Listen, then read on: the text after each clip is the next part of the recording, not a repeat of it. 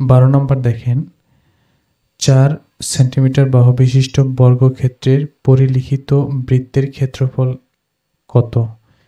তো দেখেন পরিলিখিত আর অন্তর্লিখিত এটা আমাদের বুঝতে হবে। যদি আমরা একটা বর্গ ড্র করি তাহলে এটার পরিলিখিত বৃত্তটা হচ্ছে এইরকম। এটা হচ্ছে পরিলিখিত বৃত্ত। তো এটার দেখেন এটা 4 সেন্টিমিটার বাহু বিশিষ্ট। এটা হচ্ছে 4 সেন্টিমিটার দেওয়া আছে বর্গের বাহু 4 করে। দেন এখানে একটা যদি আমরা কর্ণ বের করতে পারি তাহলে এই কর্ণটাই তো বৃত্তের ব্যাসার্ধ। বৃত্তের ক্ষেত্রফল বের করতে বলেছে। তাহলে বর্গের কর্ণ বা বৃত্তের ব্যাস আর কি, ব্যাসার্ধ বলেছিলাম, সরি ব্যাস। বৃত্তের ব্যাস কত?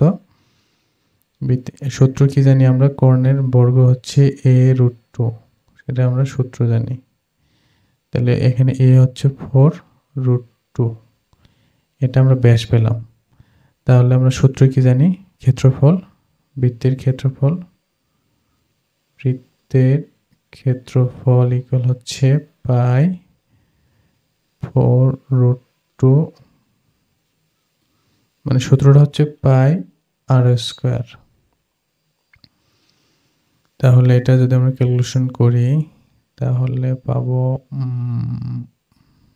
তাহলে এখানে পাবো আমরা হচ্ছে 8 পাই সেন্টিমিটার স্কয়ার।